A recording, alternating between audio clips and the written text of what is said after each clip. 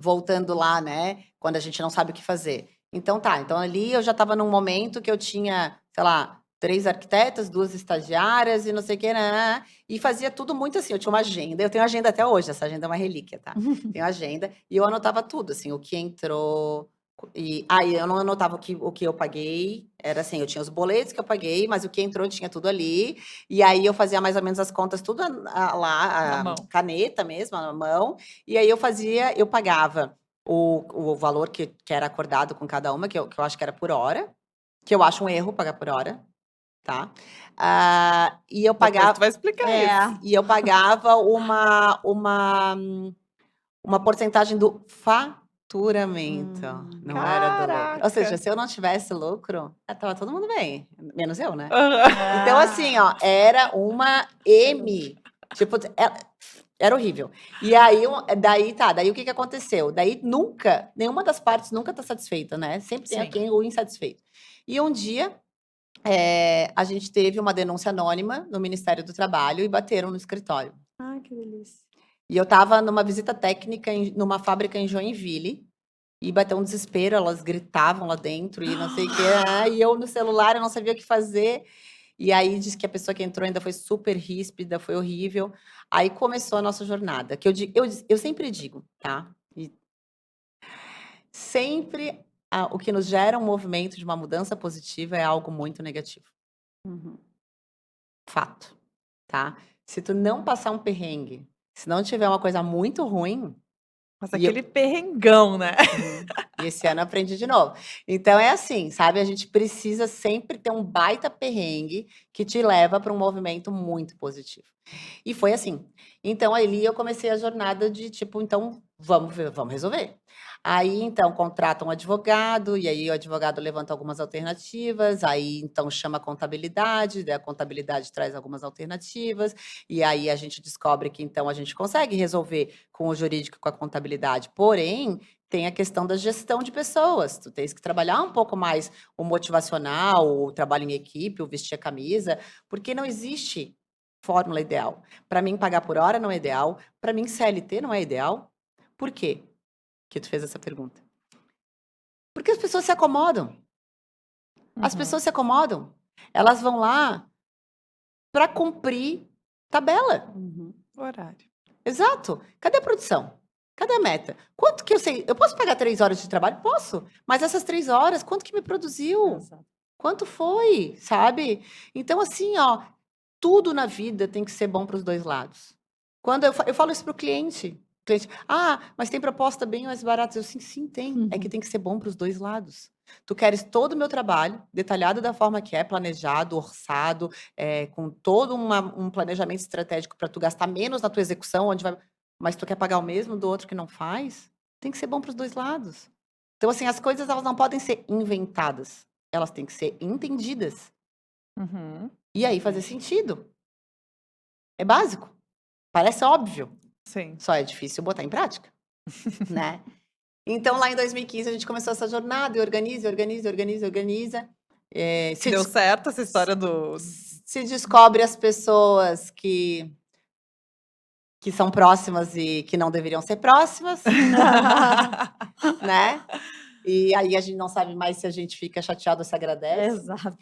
E deu tudo certo, deu tudo surpreendentemente certo. Por quê? Porque gerou um movimento de organização, a gente acabou conseguindo gerar documentações que não eram falsas, longe disso, elas só não eram feitas. E a gente fez elas retroativamente, mostrou e deu tudo certo. E a partir dali eu falei: "Não, esse tipo de perrengue eu não passo mais.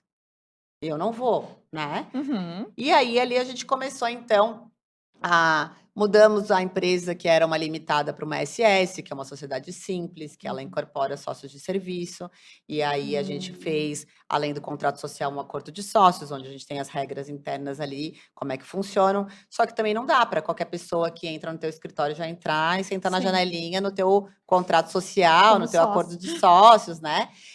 Então aí a gente estruturou uma outra forma de trabalho que é através dos PJs, né, então a gente tem os arquitetos que são PJs, eles têm autonomia para trabalhar para o escritório e para outros locais, só que tudo vai muito da demanda que a gente tem, então quanto mais demanda a gente tem, né, mais eles Uhum. trabalham para a gente. mas eles têm as empresas deles e podem emitir a nota fiscal para quem eles quiserem.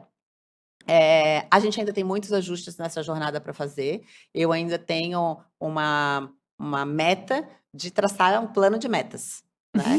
Porque é muito difícil no trabalho de arquitetura a gente conseguir estabelecer metas. Porque são trabalhos sazonais, tem meses que tu tem um monte, tem meses que tem menos, tem meses que tu é obrigado a ter menos para dar conta daquele monte. Então, assim, é muito difícil e a gente vem buscando encontrar uma forma de que, tipo, então, avaliar produtividade com receita para realmente conseguir remunerar melhor e proporcional ao que o escritório consegue administrar naquele momento. Porque hoje a equipe ganha proporcionalmente ao escritório, ao que o escritório ganha. Então, Os se tu- sócios, sim, os PJs, não. Uhum, Mas a gente quer traçar um plano de meta, inclusive para os PJs. Os legal. sócios ganham distribuição de lucros Uhum. de quando a gente tem lucro. Sim.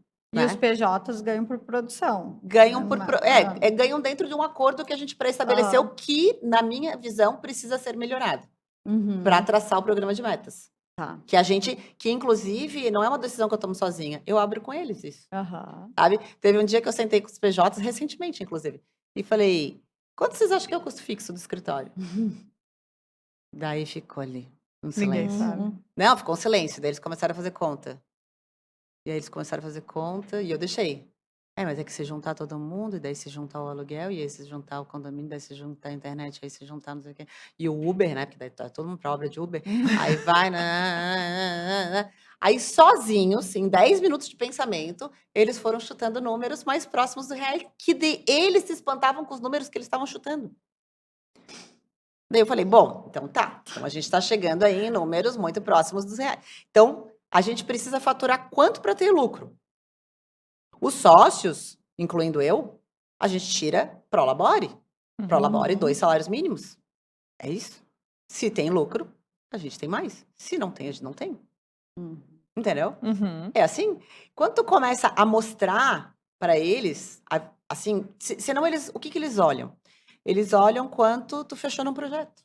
Claro. Quanto que era o contrato. É que aquele número vira um número gigante. É. Vira assim, nossa, ganhou. Né? O escritório ganhou um monte. Não, o escritório não ganhou um monte. Exatamente. Só que aquele valor que tu fechasse de um contrato com o cliente para um projeto, ele tem que ser fragmentado em Vários muito provavelmente um ano. Uhum. A maioria, eu acho que 1 ano, né? Muito provavelmente um ano.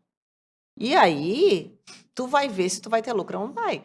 Aí a gente está passando por um outro, porque eu digo assim, ó, eu acho que nunca a gente vai estar 100%, por mais que a gente tenha esse movimento de processos e organização.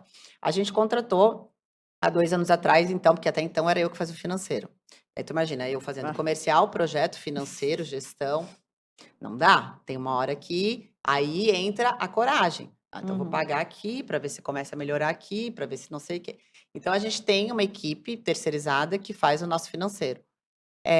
E aí faz lá toda a parte. Então, entrou, saiu, lucro, fixo, variável e tal. Então, todo mês a gente tem um deles fica sempre indo no escritório, de 2 a 3 vezes por semana, em algum período, a gente se fala e WhatsApp e tal.